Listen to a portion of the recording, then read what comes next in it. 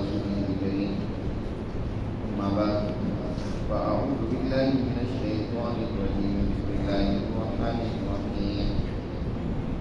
وما هذه الحياة الدنيا إلا لهو ولعب وإن الدار الآخرة لهي الحيوان لو كانوا يعلمون.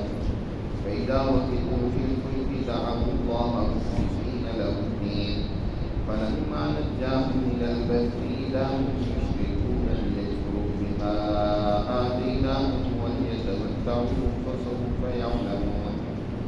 أولم يروا أنا جعلنا حرما آمنا ويتخطف الناس من حولهم أفبالباطل يؤمنون وبنعمة الله يكفرون. ومن أظلم ممن افترى على الله كذبا أو كذب بالحق لما جاء أليس في جهنم مثوى للكافرين. والذين جاهدوا فينا لنهدينهم سبلنا وإن الله لمع المحسنين. صدق الله العظيم. یہ سورۃ العنکبوت کا آخری رکوع ہے. اس سورہ مبارکہ میں اللہ سبحانہ و تعالی نے آغاز میں ہی اس حقیقت کو واضح کیے ہیں. جو لوگ اللہ کی اس دین، اللہ کی اس نظریے اور فکر کو جو اللہ نے اپنے محمد رسول اللہ صلی اللہ علیہ وسلم کے ذریعے سے انسانیت کو عطا کیا ہے، اس کو قبول کریں گے تو ان کے لیے مشکلات اور مسائل اور پریشانیاں ان کے سامنے لازمی طور پر آئیں گی، لیکن انہیں اپنے دین کے حوالے سے ثابت قدم رہنا ہے. صرف اتنا کہ وہ زبان سے اس دین کو قبول کرنے کا دم کرے کہ ہم آمنا مومن ہو گئے، ہم نے اس دین کو قبول کر لیا، کیا اتنا کہنے سے وہ چھوٹ جائیں گے؟ ظاہر ہے کہ مالک نے بھی ان کو پرکھنا ہے کہ آپ اس دعوے کے کتنے سچے ہیں.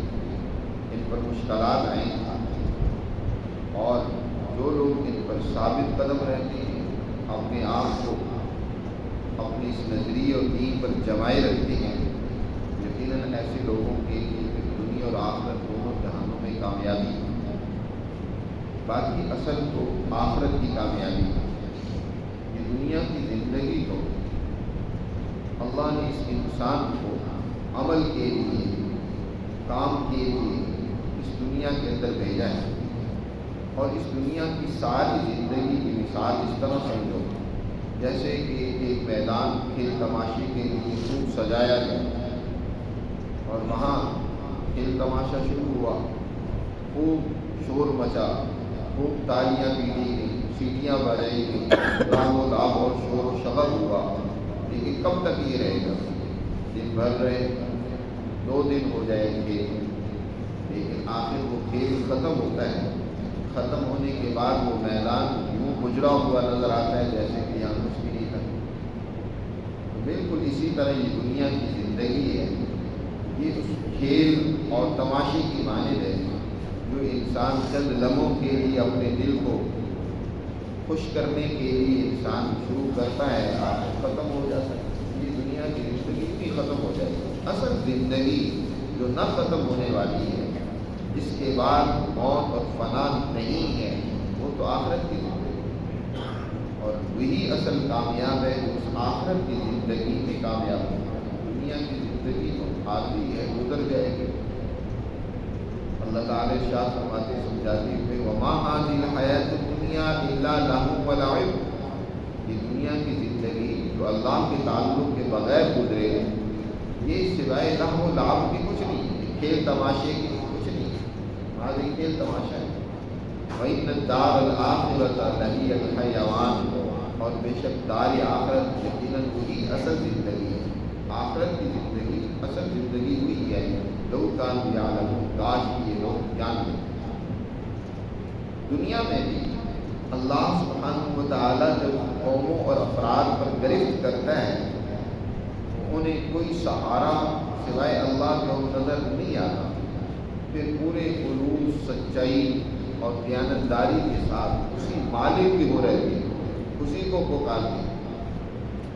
اہل عرب کا طریقہ کار تھا، جب وہ سمندری سفر کرتے تھے اپنے بتوں کو، اپنے خداؤں کو بھی ساتھ لے لیتے ہیں، اور جب سمندر میں جب ہوا مخالف ہوتی اور موجیں سمندر میں اس جہاز کشتی کو گھیر لیتی ہیں اور یقین ہو جاتا کہ اب مرے، اللہ اعلان کر دیتا کہ بھائی اب بچاؤ کا راستہ اس کے سوا کوئی نہیں ہے، کہ سب کو چھوڑ کر صرف ایک اللہ سبحانہ و تعالیٰ کے سامنے گر گراؤ، اس سے معافی مانگو، اسی کو یاد کرو۔ حضور صلی اللہ علیہ وسلم نے جب مکہ فتح کیا تو کچھ آپ صلی اللہ علیہ وسلم کے اور دین اسلام کے دشمن جیسے ابو جہل کا بیٹا اکرمہ، انہوں نے وہاں مکہ کو چھوڑ کر دوسرے ملکوں کا راستہ اپنایا۔ اب تو مکہ میں ظاہر ہے ہماری کوئی گنجائش نہیں ہے، ہم تو بڑے دشمنوں میں سے ہیں آپ صلی اللہ علیہ وسلم کی، تو ہمارے لیے تو یہاں بچاؤ کی کوئی صورت نہیں ہے، تو یہاں سے اب نکلو، کسی اور ملک کی طرف جائیں۔ یہ کسی دوسرے ملک میں جانے کے لیے ساحل سمندر پر بیٹھے، جہاز پر سوار ہوئے، اتفاق سے سمندر کے درمیان جب جہاز پہنچا تو باد مخالف نے گھیر لیا، ہر طرف سے سخت طوفان اور آندھی آئی کہ اب یہ جہاز ڈوبا کی ڈوبا۔ اللہ نے بھی اعلان کیا کہ بھائی اب اس کے سوا کوئی بچاؤ نہیں ہے، کوئی راستہ نہیں ہے کہ تم خالصتاً صرف اللہ کی ذات کو چھپاؤ، اپنے تمام خداؤں کی نفی کرو، شرک سے بیزاری اور توبہ کرو۔ اب وہ حضرت اکرمہ رضی اللہ تعالیٰ نے کہتے ہیں کہ میں سوچ میں پڑ گیا کہ یہی بات تو محمد رسول اللہ صلی اللہ علیہ وسلم سمجھاتے ہیں، ہم ان کی بات نہیں مانتے۔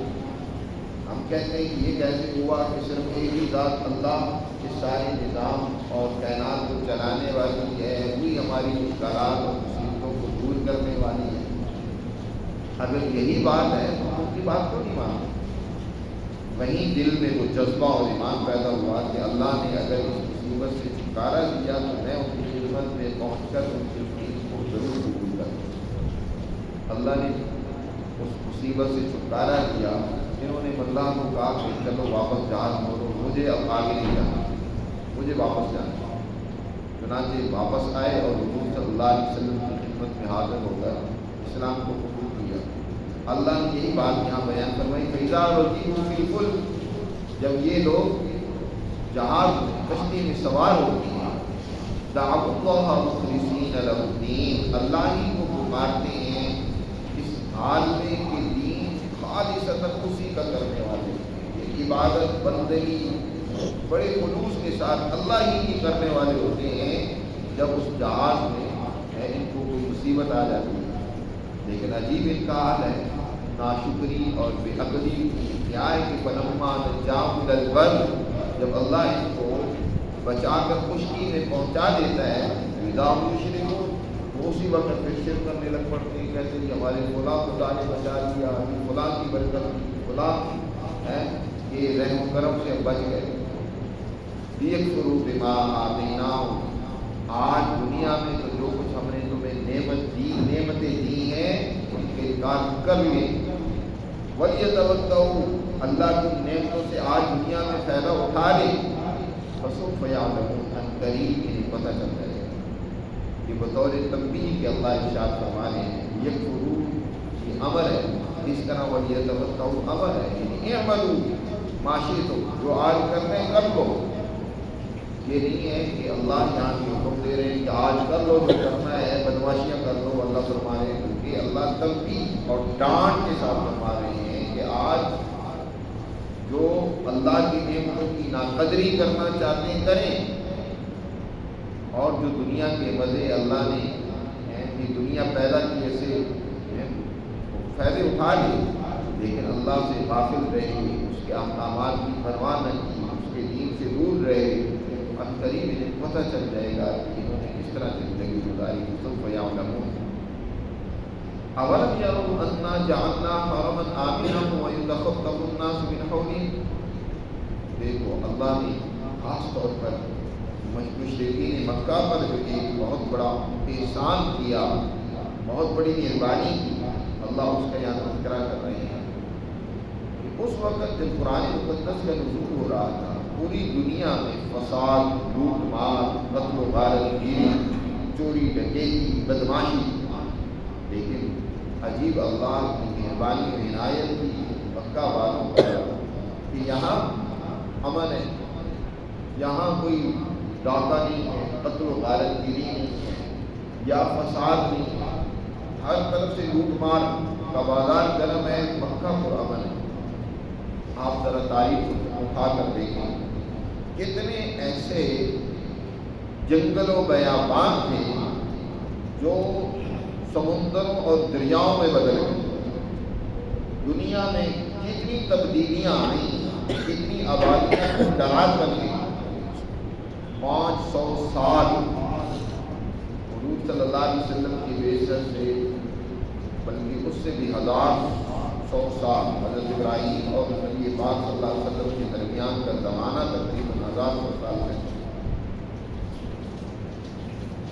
اتنا طویل زمانہ گزرا جس میں دنیا کے اندر بڑے بڑے انقلاب آئے، بڑی بڑی تبدیلیاں، آبادیاں تہس و نہس ہو گئی، صحرا و جنگل وہ سمندروں میں بدل گئے، اور پتہ نہیں کیا کچھ ہو گیا. لیکن یہ چند پتھروں اور اینٹوں سے بنا ہوا اللہ کا گھر، کوٹڑی چھوٹی سی جسے بیت اللہ کہا جاتا ہے، وہ اپنی اسی حالت پر اب تک بھی قائم دائم. اس میں کوئی تغیر نہیں آیا، کوئی تبدیلی نہیں ہے، ہر طرف لوٹ مار نہیں، لیکن یہ محفوظ رہا، معصوم رہا. اور پھر یہاں کے رہنے والے یہ مکہ کے قریشی، ان پر بڑا خدا کا فضل ہوا کہ اس اللہ کے گھر کی برکت سے جہاں جاتے ہیں ان کی عزت ہوتی ہے. دنیا بھر میں تجارت کے لیے جاتے ہیں، کبھی شام، کبھی یمن، کبھی حبشہ، کبھی کسی ملک میں جاتے ہیں، لیکن جہاں بھی جاتے ہیں باقی کافروں کو لوٹ لیا جاتا ہے، لیکن ان کی کافروں سے کوئی تعلق نہیں کرتا. جہاں جاتے ہیں دنیا بھر میں ان سے ٹیکس وصول نہیں کیے جاتے، ان کی عزت کی جاتی ہے. اللہ نے ان کو امن دیا ہر طرح کا، اللہ تعالیٰ نے ان کو خوشحالی دی ہے. ان کو تو چاہیے تھا اپنے رب کی ہی بندگی کرتے، اس کی شکر ادا کرتے، اس کی شکر بجا آوری میں اپنے آپ کو ہر وقت لگائے رکھتے ہیں. لیکن یہ الٹا شرک میں مبتلا ہو گئے. 360 خدا انہوں نے اسی اللہ کے گھر میں نصب کر رکھے ہیں، اور طرح طرح کی خرابیوں میں یہ مبتلا ہو گئے. اللہ تعالیٰ اس بات کو بیان فرماتے ہیں، اب الم یروا، کیا یہ اس بات پر غور و فکر نہیں کرتے، انا جعلنا حرما آمنا، کہ ہم نے اس حرم کو امن کی جگہ بنا دیا.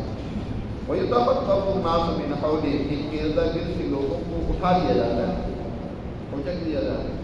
وَيُتَخَطَّفُ النَّاسُ مِنْ حَوْلِهِمْ أَفَبِالْبَاطِلِ يُؤْمِنُونَ وَبِنِعْمَةِ اللَّهِ يُكَفِّرُونَ، کیا باطل کو یہ مانتے ہیں، جھوٹ کو، پروپیگنڈے کو، اس کو تو تسلیم کرتے ہیں، لیکن اللہ کی نعمت کی بجائے قدر کرنے کے الٹا ناقدری کرتے، ناشکری کرتے.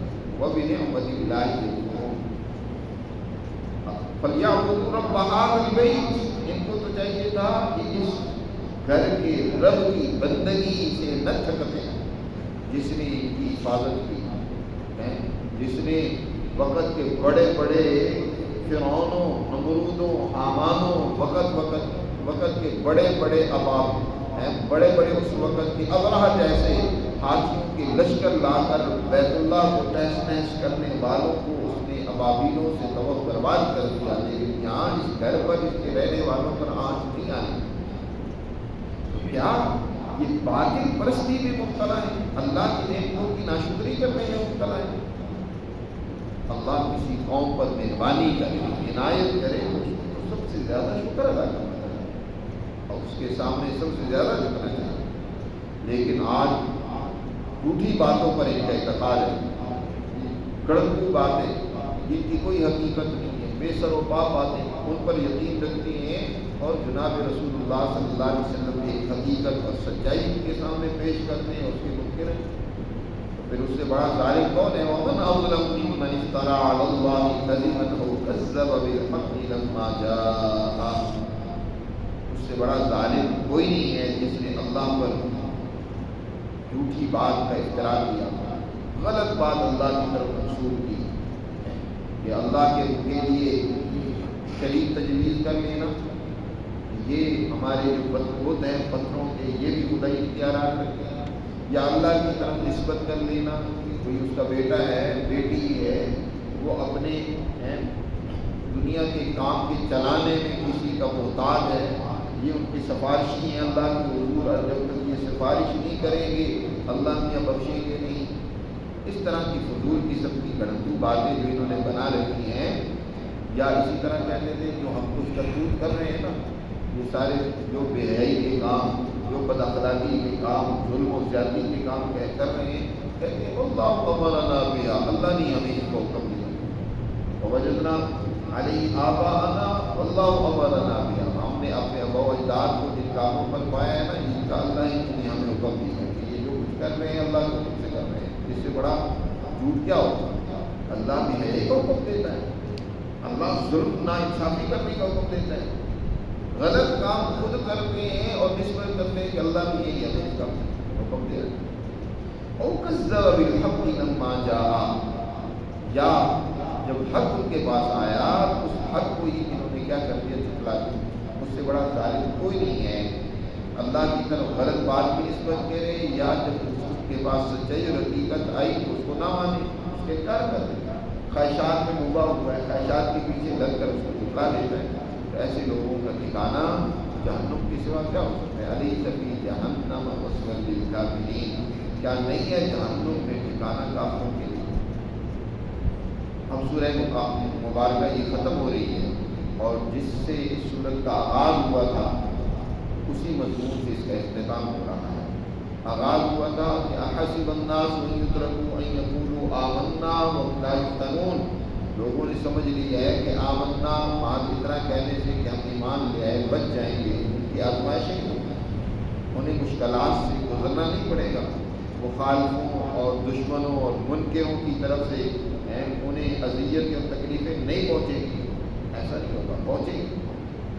اس راستے میں جب کوئی اس دین کو قبول کر لیتا ہے تو اس کے لیے اسے بڑی قربانی دینی پڑتی ہے۔ والذین جاہدوا فینا، اور وہ لوگ جنہوں نے فینا ہمارے اس دین کے راستے میں، اس دین کے غلبے کے لیے، اس کو معاشرے میں قائم کرنے کے لیے جنہوں نے جدوجہد کا راستہ کیا، جہاد کا راستہ کیا۔ جہاد کہتے ہیں انسان الجہاد والمجاہد والمجاہدۃ استفراغ الوسع بمدافعۃ العدو، جہاد مجاہدہ کا معنی ہوتا ہے کہ اپنی پوری طاقت و قوت اور توانائی اللہ کے دشمنوں کے مقابلے میں صرف کریں، چاہے وہ آپ زبان سے اپنی طاقت استعمال کریں، ہاتھ سے استعمال کریں، چاہے وہ آپ کسی طریقے سے بھی تلوار اٹھانی پڑے، یا آپ کو زبان سے کسی عمل سے بھی دشمنوں کو جو اللہ کے دشمن ہیں ان کے مقابلے میں اپنی پوری طاقت و قوت کا استعمال کرنا، یہ جہاد کہلاتا ہے۔ اب وہ دشمن دونوں طرح کے ہوتے ہیں، داخلی دشمن بھی ہیں اور خارجی دشمن بھی ہوتے ہیں۔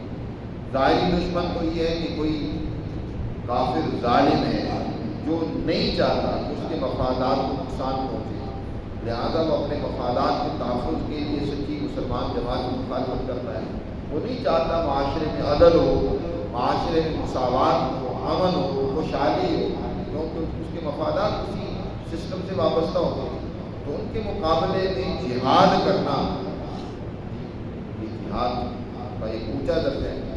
اسی طرح بسا اوقات مسلمان کو اس سے خارجی دشمن سے بڑھ کر داخلی دشمن سے خود اپنے اندر نفس سے، شیطان سے مقابلہ کرنا پڑتا ہے۔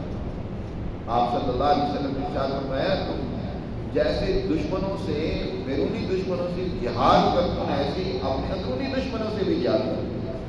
بلکہ آپ بسا اوقات فرماتے تھے کہ جب کسی جہاد سے واپس آتے تو آپ فرماتے کہ اب ہم چھوٹے جہاد سے بڑے جہاد کی طرف لوٹ رہے ہیں، یعنی اپنے اندرونی دشمن سے جہاد کرنا بڑا جہاد ہوتا ہے۔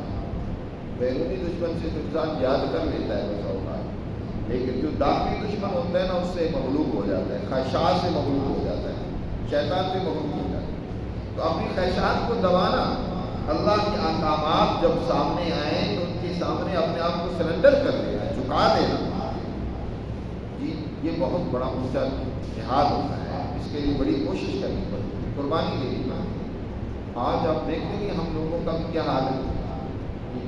آج ہم میں سے ہر آدمی اس نے اپنی زندگی کا مشن صرف اس کو بنا رکھا ہے کہ مال و دولت زیادہ سے زیادہ کمانا، یہ زندگی کا مشن ہے۔ زیادہ سے زیادہ مجھے اپنا گھر بنانا ہے، اپنا خاندان اور فیملی کو میں نے سیٹل کرنا ہے، اور اپنی اس دنیاوی زندگی کو لگژری بنانا ہے، ٹھاٹ باٹی بنانا ہے۔ ہر انسان آج اسی میں لگا ہوا ہے۔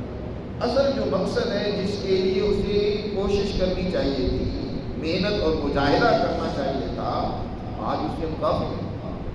اللہ نے اس مسلمان کو تو دنیا میں اس لیے بھیجا، اس لیے اس کو دنیا کے اندر پیدا کیا، خود فرمایا کہ انسان کو ہم نے اس لیے بنایا۔ پیدا کرنے سے پہلے ہی اللہ نے اس بات کو واضح کر دیا تھا کہ اللہ یہ چاہتا ہے کہ جاعل فی الارض خلیفہ، اس زمین میں اللہ اپنا ایک نائب اور خلیفہ بنانا چاہتا ہے، جو وہ کام کرے جو اللہ کے کام ہے، اللہ کے کام دنیا میں وہ کرے گا۔ اللہ سبحانہ و تعالی کیا ہے، دنیا میں تمام مخلوقات کے رازق ہیں، تو یہ اللہ کا خلیفہ اور نائب بن کر دنیا میں مشکلات ختم کرے گا، انسانیت کے لیے رزق کی فراوانی کرے گا، علیم ہے دنیا میں علم کو پھیلائے گا، اللہ عادل ہے دنیا میں انصاف کو غالب کرے گا، ظلم کو ختم کرے گا۔ اللہ سبحانہ و تعالی بدامنی کو پسند نہیں کرتے، دنیا میں یہ امن اور عدل کا گہوارہ بنائے گی دنیا میں۔ یہ مسلمان جماعت کی ذمہ داری، جنہوں نے اللہ کے اس دین کو قبول کر لیا۔ لیکن آج ہم صبح سے شام تک دیکھیں، سوچیں، ہمارے کتنے کام دین کے غلبے کے لیے ہوتے ہیں، کتنی اپنی نفسانی خواہشات کے لیے ہوتے ہیں۔ جہاں بھی چھوٹا سا کوئی اپنی خواہش کو نقصان پہنچتا ہو، ہم جھوٹ بولنے سے بھی باز نہیں آتے، اپنے مفادات کو زد پڑتی ہو جھوٹ بھی بولیں گے۔ جہاں ہمیں کوئی تھوڑا سی بھی قربانی دینی پڑتی ہو تو ہم اس قربانی دینے کی بجائے ہم تو بڑے سے بڑے غلط اور خرابی کی طرف بھی جانے کو آج کوئی اس میں اور تکلیف محسوس نہیں کرتے، اس طرف بہے چلے جاتے ہیں۔ یہ کیسا مسلمان ہے؟ فرمایا کیا صرف زبان سے آمنا آمنا کا رٹ لگانے سے کہ مسلمان ہے مومن کہنے سے تم بچ جاؤ گے؟ نہیں، کامیاب وہ ہوں گے جاہدوا فینا، جنہوں نے ہمارے اس دین کے معاملے میں فینا کا لفظ یہاں ذکر کیا، اس دین کے راستے میں، اس کے غلبے کے لیے کوشش، انتھک کوشش کی، اعلیٰ درجے کی کوشش اور جدوجہد کی، تو پھر کیا ہوگا؟ کیا ہم اسی طرح کے لوگوں کو بے یار مددگار چھوڑ دیں گے؟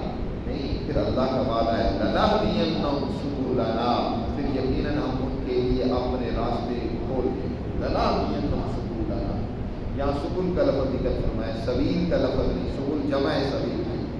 اللہ تک پہنچنے کے مختلف راستے ہو سکتے ہیں جی، کوئی ایک انسان کے لیے اللہ تک پہنچنے کا راستہ اس کی تقریر ہو سکتی ہے، گفتگو ہو سکتی ہے۔ عالم ہے، وہ عالم اپنی تقریر سے، اپنی گفتار سے اللہ کے دین کے غلبے کی اشاعت کرتا ہے۔ کوئی اگر حکمران ہے، کوئی اگر عسکری انسان ہے، فوج سے وابستہ ہے، تو اللہ تک پہنچنے کے لیے اس کا راستہ کیا ہے کہ وہ میدان کارزار میں اللہ کے دشمنوں کا مقابلہ کرے۔ حکومتی نمائندہ ہے تو وہ ایسا نظم و نسق قائم کرنے کی کوشش کرے جو اللہ کے دین کے مطابق ہو۔